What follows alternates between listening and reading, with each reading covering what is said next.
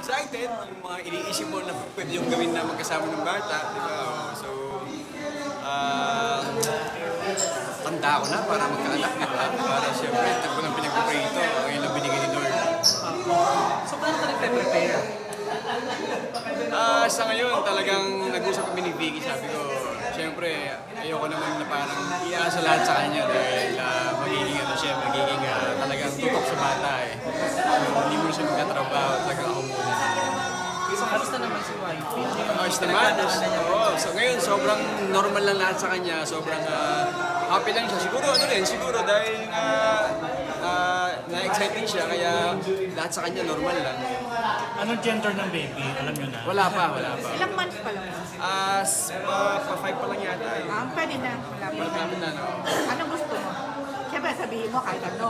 Oo, pero ako, kung babae yung bibigay, una, gusto ko may lalaki. Kasi sa pamilya namin, kasi sa amin, ako na lang yung mag-ano ng Abalos. Lahat kasi ng ano ko, babae. So kung lalaki na pala, safe na. Safe na, oh. So kung babae, susundan agad. Susunod na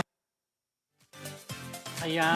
Ayan, excited. The first time magiging daddy na si Jason Abalos, di ba? Correct. Oo, at tagal din nila, di ba? Pero Talagang- alam mo, kasi nandyan ako sa interview na yan eh. Parang tumanda si Jason. Kita naman eh. Kasi actually, kaya siya natagal dati, nagsimula po yun sa Pinaalala mo Star naman, Circle Quest, sabi ng edad-edaran Oo, na. oo. Kaya kinugi agad siya. May isyong ganun eh. Ah, parang Star ano, Circle Quest, kumbaga overage. overage. Parang 24 na yata siya. Daw Ay, at raw, ay, daw at oo, raw. oo. Pero in fairness sa kanya, magaling na aktor. Di ba? Oo. Kaya Correct. nagtagal. Nanginayang nga ako nung ano eh, nang mag-over the backwood siya. Kasi parang nawala yung paging leading man material niya. Andag nasa ano pa siya, kabila. Oo. nang Pwede naman siyang bumalik. Oo, pero siguro mabigyan siya ng tamang role ulit at maging leading man ulit, pasok pa rin, di ba? Pero binigyan siya ng chance sa nilipatan niya eh.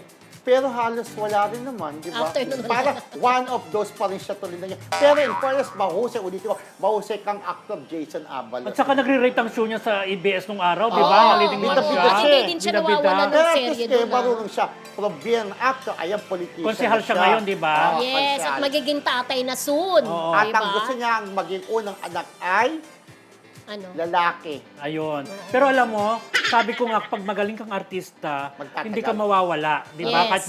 Kahit magpahinga ka, pag bumalik ka, makakabalik ka kasi marunong kang artista. At nakabalik ang Jason, di ba? Correct. Actually, nandiyan siya sa premiere night, supportado niya ang ano, siguro si Joros, bida sa pangarap kong Oscar.